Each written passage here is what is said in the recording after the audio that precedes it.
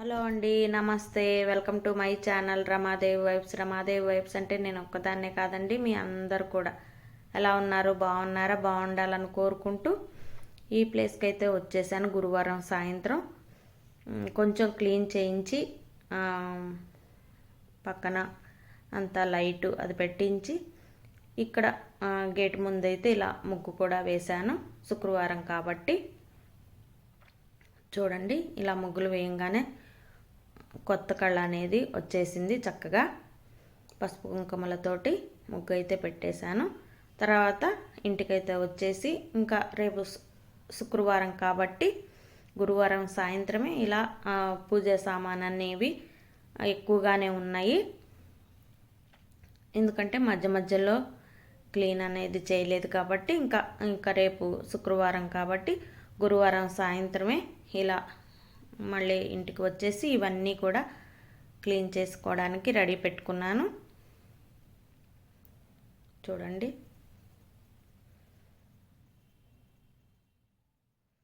ఒకసారి క్లీన్ చేసి పెట్టుకుంటే మళ్ళీ మళ్ళీ చేయాల్సిన అవసరం రాకుండా ఉంటుంది. చాలా తక్కువ కూడా పడతాయి పూజా సామాన్ అనేవి. అప్పటికప్పుడు క్లీన్ చేసుకోవచ్చు. మంగళవారం శుక్రవారం తప్ప మిగతా వారాల్లో నేనైతే క్లీన్ చేసుకుంటూ ఉంటాను. చక్కగా చూడండి ఎంత తెల్లగా చక్కగా మిలమిల మెరిసిపోతూ ఉన్నాయో. పూజా సామాగ్రి మొత్తం చక్కగా క్లీన్ చేసుకొని, ఎందుకంటే ఎండకి చాలా ఎక్కువగా మనం ప్రతి పని మీద కాన్సన్ట్రేషన్ చేయలేకపోతున్నాము. బాగా ఎండలు అయితే చాలా ఎక్కువగా ఉన్నాయి. అందుకని చక్కగా సాయంత్రం పూటే నేను ఇవన్నీ క్లీనింగ్ సెక్షన్ అనేది పెట్టుకున్నాను. పూజా సామాను చాలా ప్రశాంతంగా చక్కగా చల్లటి గాలిలో ఇవైతే క్లీన్ చేసుకున్నాను. చూడండి, మన ఛానల్ని ఎవరైనా ఫస్ట్ టైం చూస్తున్నట్లయితే లైక్ చేయండి, షేర్ చేయండి, కామెంట్ చేయండి, సబ్స్క్రైబ్ చేసుకోండి. పక్కన ఉన్న బెల్ ఐకాన్ తప్పకుండా కొట్టండి. అలా కొడితేనే నేను పెట్టిన వీడియోస్ నోటిఫికేషన్తో మీ దాకా వస్తాయి. ఇంకా పొద్దున్నే శుక్రవారం రోజు అమ్మవారి దగ్గర ఇలా అయితే పూజ చేసుకున్నాను. చాలా కొత్త కళ అనేది అమ్మవారికి వచ్చేస్తుంది.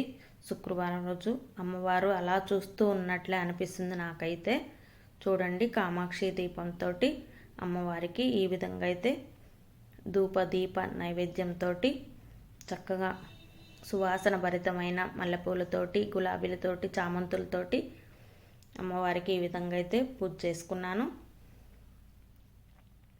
తర్వాత హారతి ఇచ్చుకొని అమ్మవారి ఆశీస్సులు మనందరికీ ఉండాలని కోరుకుంటాను.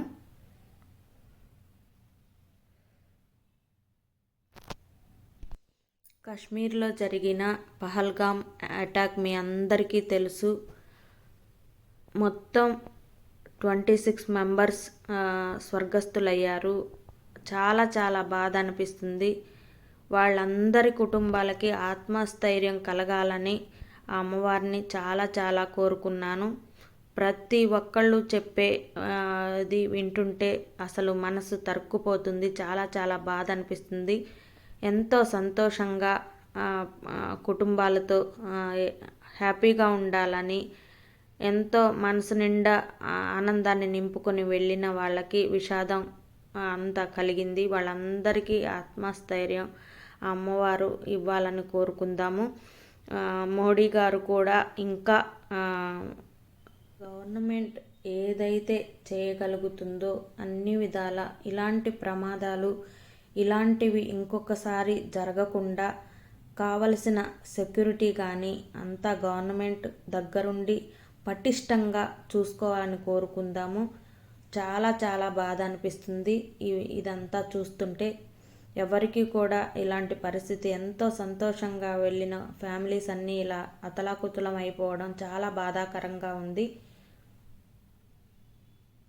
కాశ్మీర్లో జరిగిన అటాక్ ఏ విధంగా జరిగింది, ఎట్లా అనేది మనకి కళ్ళకు కట్టినట్టుగా వీడియోస్ అనేవి వస్తే ఎంత బాధగా అనిపిస్తుందో, వాళ్ళు ఆ క్షణం ఎంత నరకయాతన అనుభవించారా అని చాలా చాలా బాధ అనిపిస్తుంది. మోడీ గారి ప్రభుత్వం కానీ ఇంకా అందరం కలిసికట్టుగా ఇటువంటి జరగకుండా ప్రయత్నాలు అనేవి చాలా ముమ్మరంగా జరగాలని కోరుకుంటాము. అలాగే ఆ ఫ్యామిలీస్కి త్వరగా ఆ బాధ నుంచి కోలుకొని మామూలుగా ఉండాలని ఆ తల్లిని, ఆ అమ్మవారిని, స్వామివారిని గట్టిగా కోరుకుందాము. నేను ఒక ఆర్మీ ఫ్యామిలీ నుంచి వచ్చిన అమ్మాయిగా చాలా బాధపడుతున్నాను. ఇటువంటివి ఇంకొకసారి జరగకుండా ఆర్మీ సిబ్బందిని కానీ ఏ విధంగా అయితే ఈ ప్రాబ్లమ్స్ రాకుండా ఉంటాయో అలా గవర్నమెంట్ చర్యలు తీసుకోవాలని కోరుకుందాము. ఈ విధంగా అయితే అమ్మవారి పూజ అయితే చక్కగా శుక్రవారం చేసుకున్నానండి. తర్వాత మా బంటు అల్లరి చూడండి. బంటు, ఏంది అన్నీ పాడు చేస్తున్నా? చెప్పు. నీకు ఎంత భయం చెప్పినా నువ్వు ఇలాగే అల్లరి చేస్తావా? మొత్తం పడేసి సామానంతా పడేస్తావా? చెప్పు బంటు. నిన్ను కట్టేసినా కానీ మాటేనవా? బంటు, అల్లరే చేస్తావా నువ్వు? నీ అల్లరి ఎంత భరించాలి? ఇల్లంతా గందరగోళం చేస్తున్నావు బంటు. బంటు, నిన్నే చెప్పు, సమాధానం చెప్పు. ఎందుకు ఇంత అల్లరి చేస్తున్నావు? నేను కట్టేసినా గొలుసేసినా ఇలాగే అల్లరి చేస్తావు బంటు.